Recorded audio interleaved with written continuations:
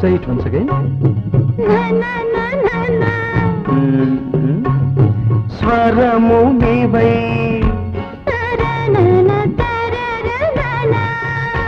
స్వరమున పదము నేనై. ఓకే,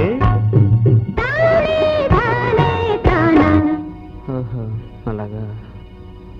గానం గీతం కాగా